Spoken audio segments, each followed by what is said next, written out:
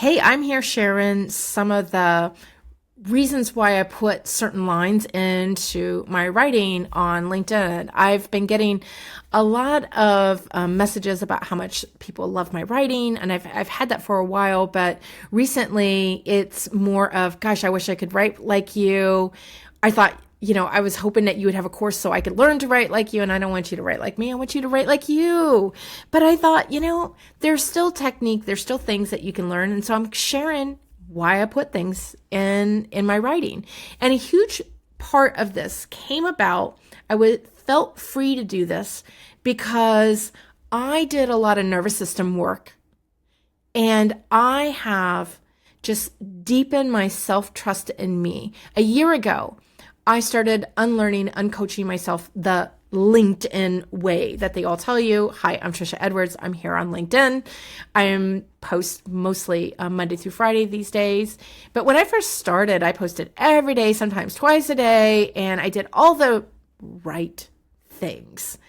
And I hated it. I burned myself out. I didn't agree with a lot of the guidance that was out there. And a lot of it actually went against what I actually help people with, to tuning into your own frequency, right?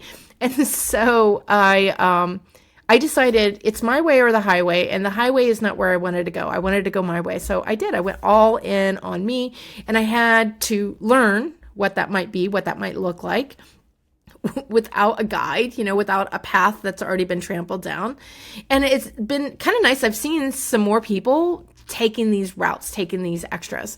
So that's what I've been doing. That's what I do now. I have my own rhythm. I have my own way of doing things. And I have my confirmed non-negotiable. I will not do this. Like, I don't like cold DMs.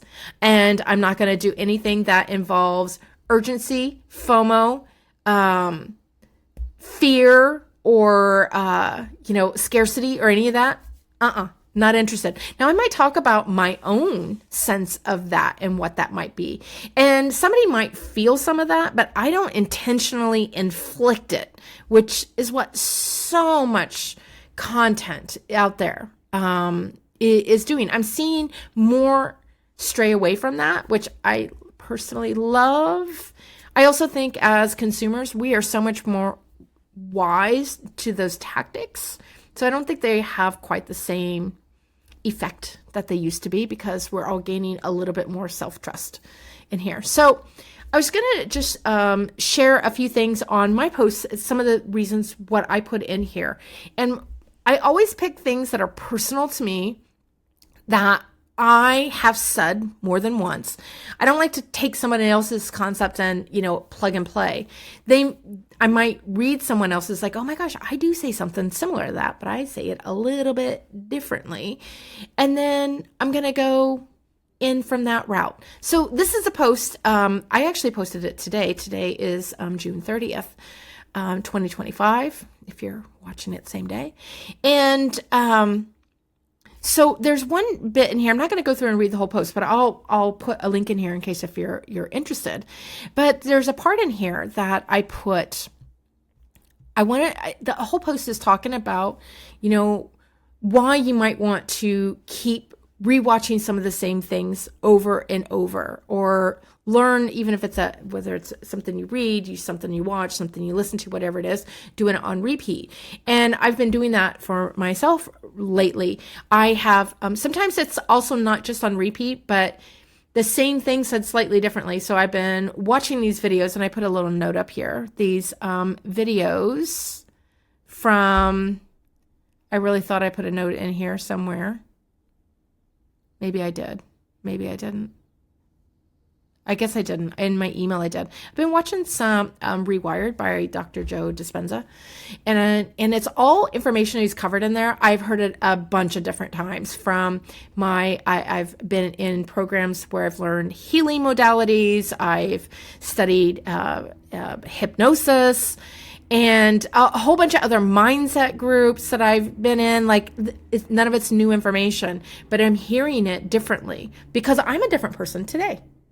I am not the same person I was the first time I heard it, or the second, or the third, or the fourth, or the 50th, or the time that the numerous books that I've read on it, or anything.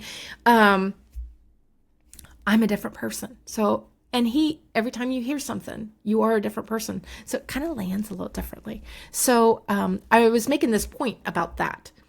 But here's the part that I want to talk about. It's not my philosophy in here, but this is how I reinforced my philosophy. I wanted to anchor it into something. Yeah, we all intellectually can be like, yeah, I know, you repeat. Yeah, we all get that, It's what they taught us in school. It's what we had to do. But then we don't do it. We intellectualize it, but we don't really experience it. So I try to give something that feels like experiential, that can awaken your body's responses in the writing. So I like narrative writing. Sometimes I do a little bit of poetics in it. I also like to drive from emotions. So I put this line in here. There's a few lines in here that we'll talk about. And why I rewatch programs like a kid with a new VHS of 16 Candles. I will never forget that. In the 80s, we had 16 Candles. And I don't know that we actually bought it on VHS, because a lot of times those things were like $80 or something for VHS tape. But I think we had HBO and we recorded it. And I can't tell you how many times that we watched that. I know it was at least 40 times in the first month. It was probably more than that. We just watched it over and over. Now, there's a few things that I've done here. One, VHS as a kid. So if you weren't a kid in the 80s or a teen in the 80s, maybe even 20-something in the 80s, you have no idea what this experience is like. You might read it and you might be like, yeah, I've seen those on TikTok when they make fun of Gen Xers. Because that's me.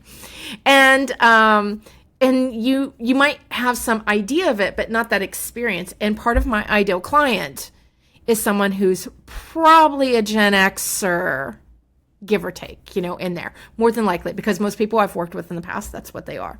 Not everybody, but primarily. So that's my calling card there. Also, 16 Candles, mostly women. Probably, I know so many people love that, but there's that romance part of it, and there's the cool part of it. And I know the movie was, a tremendous success, but I was thinking about, women. And I actually, because I debated between a couple movies, because there was 3 movies that really stood out to me. And 2 were a close tie. Spaceballs. Oh my gosh, that was another one we watched so much. I so love Spaceballs. I've watched it a bunch of times as an adult as well.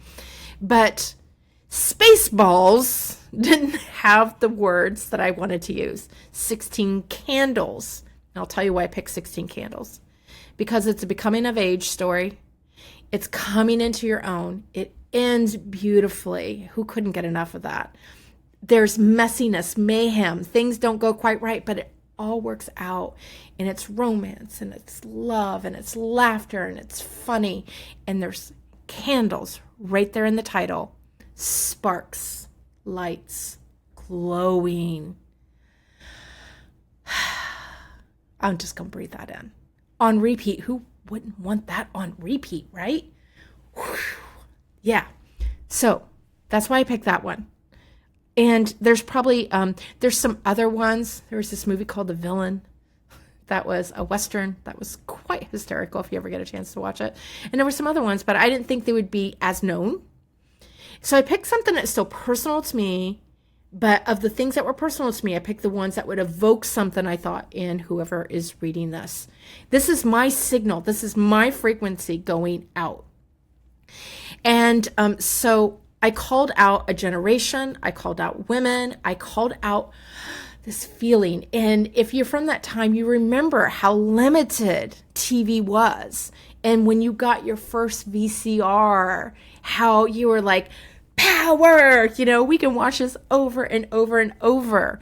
And so it's a little bit reminiscent. And when you think about your youth, you think about, yeah, I was so ready to do anything. Maybe not everybody has that experience, but I was really ballsy in my youth. And so that's what I was looking to put out there. That's the energy that I wanted to put out there. Not just that, hey, yeah, repeat things, do everything on, over and over. Like, that's a really good thing. That is my message. That's part of it. But I'm trying to evoke a message of like, I'm ready to act now. And that's why I chose this. It's personal to me. It has the emotion undertone. It calls out who I want to talk to. And it gives you a visual that you start to understand. And I get to, put a little extra something in here that, I find like this is like the in chuckle, on the back, if you weren't alive in the 80s, because yeah, there's a lot of people on this earth right now who were not alive during the 80s. It was our Hulu. So a little nod to what's going on. And I will share with you also, I first had Netflix in here because it's generally my first go-to, because Netflix was my first streaming system. I had Netflix when it was DVDs, which I don't know if you're young, you won't probably remember that either. And I from when I first got Netflix with the DVDs, I was an early adopter for that. I have never not had a subscription to Netflix since then. So a very long time customer here. But when I put that on there, the word, so I think about how words sound and how they feel. Netflix, flicks. That doesn't sound right. Where Hulu, ooh, I like that better. Like, ooh, oolulu. That had a better ring to me, a better feeling. So, sometimes I think about a word and, for example, candles has a little bit of that hard sound to it, right? That k, hard C sound. And it kind of, like a swear word, has a lot of those hard K, hard C sounds, right? So it doesn't always have that, but yet candles gives me a beautiful image, which worked out perfectly for what I wanted to do. But now down here, where I'm picking Hulu versus Netflix, Hulu feels like, ooh, in my body. Netflix feels like action-oriented. And I wanted to, it was our Hulu, like, yeah, come to home, this was us, versus this is our Netflix. Like, get out of my face, this is our Netflix. That's how I think about things, because it's how it registers in my body, and the way that, what that word means, like flicks it off, like that's not what I wanted. I wanted something that felt more into it. So that was the last edit I actually made on this post, was I changed Netflix to Hulu, because when I read it, I was like, something just feels like I want to turn away, I want to leave, and I can't figure out quite what it was. And I just experimented with some different streaming services. And so yeah, this is how I pick things to go into my posts. I don't sit around and spend a half an hour debating all of this stuff. It's more of like, when I came to this VHS and was going to put in the movie, I was like, ooh, 16 Candles. First one came to my mind. And then I was just like, oh, but then there were Spaceballs. Oh, I love Spaceballs. Oh, but Spaceballs. That's not the vibe I want. Oh, and then there was the villain. Really not the vibe I want. That could be fun for something else. And I also didn't think it would give recognition. And then I was like, 16 Candles. Oh yeah. Cause what I first noticed was how I felt like, yeah, where Spaceballs was like, oh, like, yeah, I love that. And I kind of sank down, and it felt, different, if you've watched that, I guess. In 16 Candles, I felt like I expanded and rose out like, oh, it's so dreamy. It's so, oh yeah. And I'm like, that's the feeling that I want. That's what I want people want. It's like, it's a resonant feeling. And it evoked what I was looking for. And I've trained myself to recognize that right away. Like, here are the different options. Not just, I don't start with just logical, what makes sense. I start with what feels good. So I have a system. Does it feel good? Does it make sense? And then apply it. If it doesn't feel good first, I don't care if it makes sense. That's a non-negotiable for me. So that's kind of my filter that I run things through.